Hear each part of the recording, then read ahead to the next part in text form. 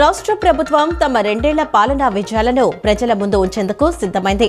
ప్రజా ప్రభుత్వం సాధించిన ప్రగతిని వివరించేందుకు ప్రోగ్రెస్ రిపోర్ట్ 2024 టు 2026 పేరుతో సమగ్ర నివేదికలను విడుదల చేయాలని ముఖ్యమంత్రి నారా చంద్రబాబు నాయుడు కీలక నిర్ణయం తీసుకున్నారు. ఆంధ్రప్రదేశ్ ప్రభుత్వం అత్యంత ప్రతిష్టాత్మకంగా చేపట్టిన యోగాంధ్ర 2026 సామూహిక ఆరోగ్య యోగా ఉద్యమానికి అంతర్జాతీయ స్థాయిలో అరుదైన గౌరవం తగ్గింది. రాష్ట్ర వ్యాప్తంగా అపూర్వమైన రీతిలో ప్రజా సమీకరణ రికార్డు స్థాయి భాగస్వామ్యంతో విజయవంతమైన ఈ మెగా కార్యక్రమం లండన్ కు చెందిన ప్రతిష్టాత్మక వరల్డ్ బుక్ ఆఫ్ రికార్డ్స్ లో స్థానం సంపాదించుకుంది. ఈ అంతర్జాతీయ రికార్డుకు సంబంధించిన ధృవీకరణ పత్రాన్ని world book of records south region joint secretary doctor Ullaji Eliazar ముఖ్యమంత్రికి అందజేశారు.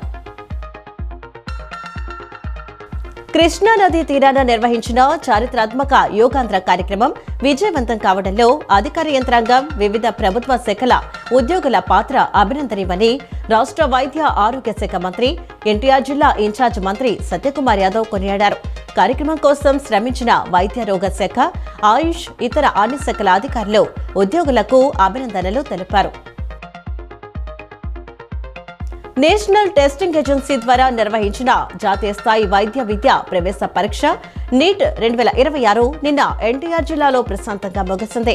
జిల్లాలో 31 కేంద్రాల్లో పరీక్ష నిర్వహించగా మొత్తం 10,920 మంది అభ్యర్థులకు గాను 10,279 మంది హాజరైనట్లు కలెక్టర్ డాక్టర్ జి లక్ష్మీసా తెలిపారు. ఎక్కడా ఎలాంటి సంఘటనలు జరగకుండా చూడాలని ఎన్టీఆర్ జిల్లా యంత్రాంగం ఏర్పాట్లు చేసింది. నీట్ పరీక్షా కేంద్రాల వద్ద కట్టుదిట్టమైన భద్రతా ఏర్పాట్లు చేశారు. విద్యార్థుల అడ్మిట్ కార్డులు, ఆధార్ కార్డులు పరిశీలించి క్షుణ్ణంగా తనిఖీలు చేసిన అనంతరం విద్యార్థులను పరీక్షా కేంద్రం లోపలికి అనుమతించారు. భారత ఎన్నికల సంఘం ఆదేశాలు, మార్గదర్శకాల మేరకు జిల్లాలో ఓటర్ల జాబితా సమగ్ర సవరణ సర్ ప్రక్రియకు సంబంధించి ఇంటింటి సర్వే సాఫీగా జరుగుతోందని, ఇప్పటి వరకు బిఎల్ఓల ద్వారా 6,65,810 ఎన్యూమరేషన్ ఫారాలు పంపిణీ చేసినట్లు కలెక్టర్ డాక్టర్ జి లక్ష్మీసా తెలిపారు. సర్ ప్రక్రియలో ప్రజలు చైతన్యవంతంగా కార్యక్రమంలో పాల్గొని బృహత్తర కార్యక్రమాన్ని విజయవంతం చేయాలని కోరారు. ప్రజా సమస్యల పరిష్కార వేదిక కార్యక్రమం ద్వారా నేడు ప్రజల నుండి వినతులు స్వీకరించడం జరుగుతుందని జిల్లా కలెక్టర్ డాక్టర్ జి లక్ష్మీసా తెలిపారు. ప్రభుత్వ ఆదేశాల మేరకు ప్రజా సమస్యల పరిష్కారానికి పీజీఆర్ఎస్ ద్వారా అర్జీల స్వీకరణ చేపట్టనున్నట్టు తెలిపారు. కలెక్టరేట్ శ్రీ పింగళి వెంకయ్య సమావేశ మందిరంతో పాటు డివిజన్, మున్సిపల్, మండల కేంద్రాల్లో సంబంధిత అధికారులు ప్రజలకు అందుబాటులో ఉండి అర్జీలు స్వీకరిస్తారన్నారు. ప్రజలు ఈ అవకాశాన్ని సద్వినియోగం చేసుకోవాలని కలెక్టర్ కోరారు. అదేవిధంగా తమ అర్జీలను మీకోసం.ఏపీ గవర్నమెంట్.in వెబ్సైట్ నందు నమోదు చేసుకోవచ్చని, నమోదైన అర్జీల స్థితి, సంబంధిత సమాచారం తెలుసుకునేందుకు 1100కి నేరుగా కాల్ చేయవచ్చునన్నారు. ప్రజల సమస్యలను తెలుసుకుని వాటిని వెంటనే పరిష్కరించే దిశగా ప్రతి సోమవారం నిర్వహిస్తున్న ప్రజా ఫిర్యాదుల పరిష్కార వేదికను నేడు కూడా నిర్వహిస్తున్నామని విజయవాడ నగరపాలక సంస్థ కమిషనర్ ధ్యానచంద్ర తెలిపారు. విజయవాడ నగరపాలక సంస్థ ప్రధాన కార్యాలయంతో పాటు జోనల్ కార్యాలయంలో కూడా నిర్వహిస్తున్నట్లు చెప్పారు. విజయవాడ నగరపాలక సంస్థకు సంబంధించిన సమస్యలన్నీ ప్రజలు తమ దగ్గరలోని కార్యాలయంలో సంప్రదించవచ్చని, ఉదయం 10 గంటల నుండి మధ్యాహ్నం 1 గంట వరకు ఫిర్యాదులను స్వీకరిస్తారని, అధికారులందరూ జోనల్ కార్యాలయాలతో పాటు ప్రధాన కార్యాలయాల్లో కూడా అందుబాటులో ఉంటారన్నారు.